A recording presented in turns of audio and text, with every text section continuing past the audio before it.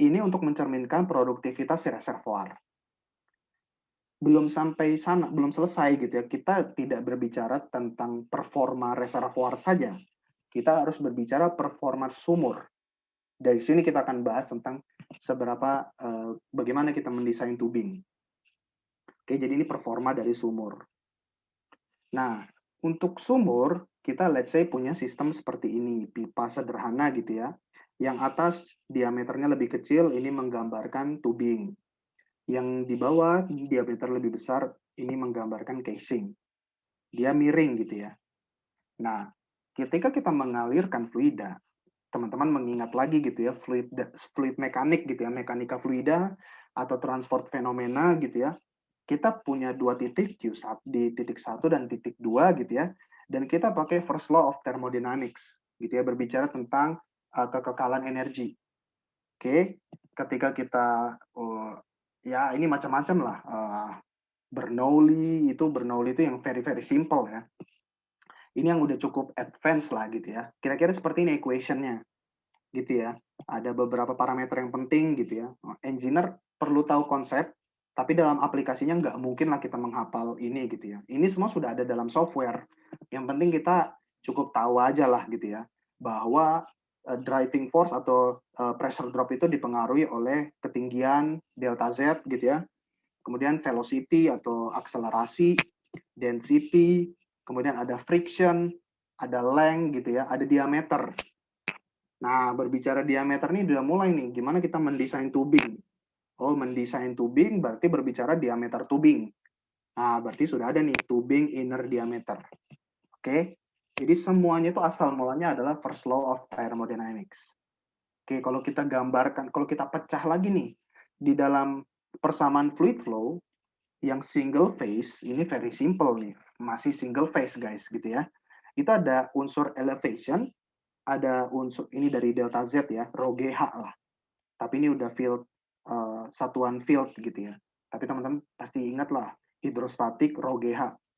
Kemudian ada juga unsur V kuadrat atau U kuadrat. Nah, kalau ada istilah setengah mv kuadrat itu udah mulai nih ada akselerasi. Oh, ini berarti energi mekanik, energi kinetik. Oke. Kemudian ada kata-kata F nih. Ini kalau teman-teman ingat di fluid mekanik berarti ada friction. Nah, persamaan kita itu dipengaruhi oleh tiga faktor ini, elevation, kinetic energy, dan friction. Oke, kita bahas dulu si friction. Kita punya tubing, kita punya pipa. Memang secara visual kita ngeliat pipa kita itu mulus. Tapi kalau kita membesarkan secara mikro, pipa kita itu rough gini guys, gitu ya. Nggak mulus. Ada banyak rough kayak gini.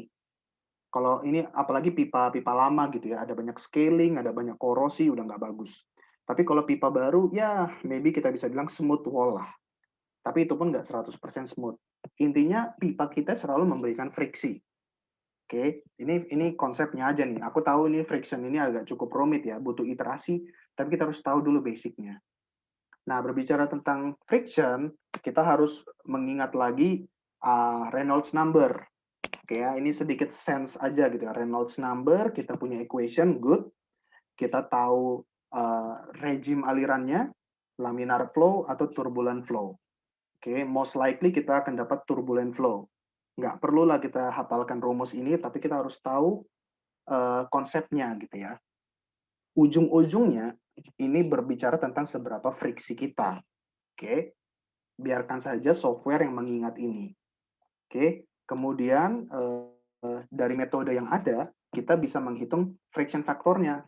Nah, kita punya Reynolds number gitu ya, dari parameter yang kita hitung. Kalau dia Reynolds number-nya rendah, berarti kita punya laminar flow. Kalau Reynolds number-nya tinggi, berarti kita punya turbulent flow.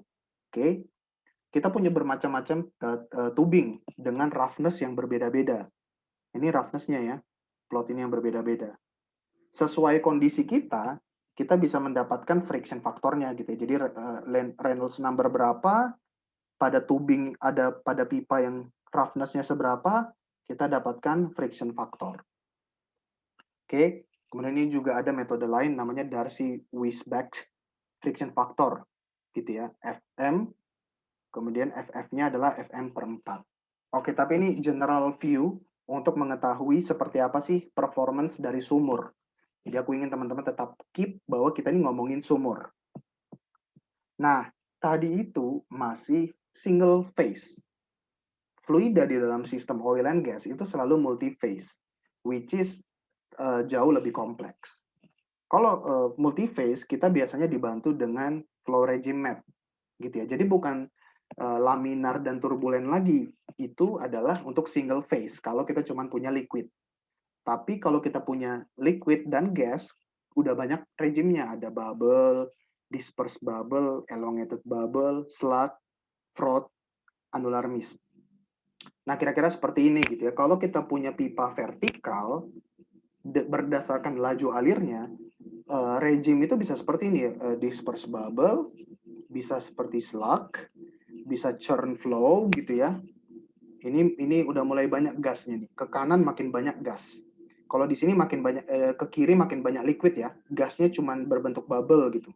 Tapi makin banyak gasnya dia terbentuk slug gitu ya. Gasnya menyatu gitu ya, makin besar. Makin banyak lagi gasnya makin tidak stabil kayak gini. Churn. Kemudian semakin banyak lagi gas udah mulai nih anular. Liquidnya di dinding-dinding saja seperti itu ya. Ini mempengaruhi performa sumur. Nah, kalau ada bagian dari sumur kita yang horizontal, maka regimenya akan seperti ini. Agak sedikit berbeda gitu ya. Dan of course, di pipa di permukaan gitu ya, menuju ke station, menuju ke surface facility, itu pasti ya pipa kita horizontal gitu ya. Nah, ini semuanya harus diperhitungkan oleh software untuk mengetahui performa dari sumur kita. Oke, nah sekarang kita menyatukan semua itu. Ada yang tadi, ingat ya di gambar pertama, ada equation-nya, kita gabungkan dengan regime-nya, kita gabungkan dengan mengconsider pipanya atau tubingnya bagaimana, kita akan mendapatkan seperti ini plotnya. Plot antara laju alir versus pressure. Jadi teman-teman ingat ya, di bagian reservoir kita juga punya plot seperti ini. Ada liquid, ada pressure. Nah, kalau tubing, plotnya itu seperti ini. Gitu ya. Ada banyak macam-macam bentuknya. Ada yang tajam, ini kalau friction dominated. Ada yang ke bawah, ini density, gitu ya. Merah ditambah hijau, jadinya biru. Ini sudah mengconsider tubing, density, dan juga friction.